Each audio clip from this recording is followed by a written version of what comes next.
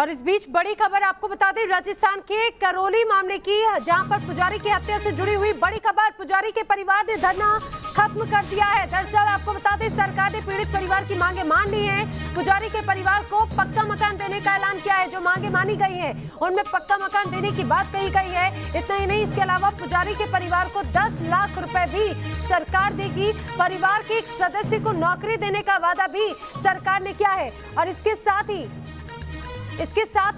जो पीड़ित परिवार है, पुजारी के परिवार ने धरना प्रदर्शन खत्म कर दिया। अब सीधे रुख करेंगे करौली का। मेरे सहयोगी विद्यानाथ झा मौजूद हैं। विद्या, धरना प्रदर्शन खत्म हुआ, मांगे पूरी गई, कहा जाए अब अंतिम संस्कार के लिए परिवार तैयार है।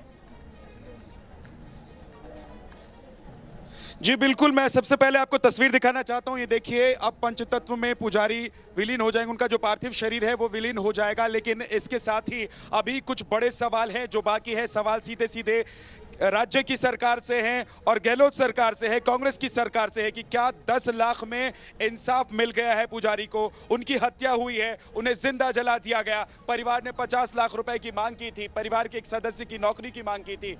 और साथ ही आपको बता दें कि लगातार प्रेशर बनाया जा रहा था। जब डीएम आए थे, एसपी आए थे, तो प्रेशर बनाया जा रहा था। बातचीत हुई, वो बातचीत विफल हो गई। उसके बाद एसडीएम को भेजा गया। और एक तरीके से हम ये कह सकते हैं कि क्योंकि परिवार को भी इंतजार था, अंतिम संस्कार के लिए आना था, तो परिवार कहीं ना कहीं समझौता कर गया। लेकिन क्या ये इंसाफ है? हमारे सहयोगी लाल सिंह पहुंचदार हैं। लाल सिंह, क्या 10 लाख का इंसाफ पुजारी के परिवार को मिला है?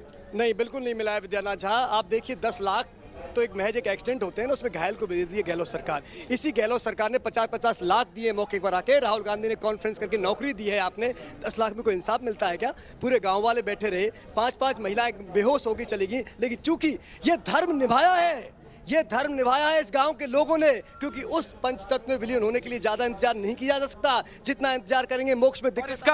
इसका अंदाजा सरकार को था, और सरकार, गहलोत सरकार को यह पता था कि ज्यादा वक्त तक परिवार इंतजार नहीं कर सकता है, समाज के लोग इंतजार नहीं कर सकते हैं। सभी समाज के लोग यहाँ पर आज पूरे दिन डटे रहे, बैठे रहे, धूप में बैठे रहे, और परिवार के कई लोग तो बेहोश हो गए। हमने सवाल उठाया था कि क्या डॉक्टर्स नहीं आ सकते थे यहाँ पर। हमने जब सवाल उठाया नैना, उसके बाद यहाँ पर डॉक्टर की एक टीम आई। लेकिन उससे पहले मैं बता दूं आपको कि हम जब सुबह यहां पर पहुंचे थे तो एक चीज हमारे जहन में, एक बात हमारे जहन में थी कि हम यहां से बिना एक मुकाम पर पहुंचा है, यानी कि ये जो पूरी लड़ाई थी, धरना यहां पर लोग दे रहे थे, उसको एक मुकाम तक ले जाकर ही छोड़ेंगे। और ये बड़ी बात रही कि आज शाम को जब हम यहां पर पहुंचे हैं, यानी कि जब अंतिम संस्कार किया जा रहा है, तो न्यूज नेशन की खबर का असर हुआ। सबसे पहला असर तो ये हुआ था कि डीएम और एसपी पहुंचे थे। हमने खबर दिखाई थी, ठीक 1 घंटे के बाद डीएम और एसपी पहुंचे थे उस स्थान पर जहां पर धरना दे रहे थे तमाम लोग। और उसके बाद देखिए, सरकार ने समझौता किया है परिवार के साथ।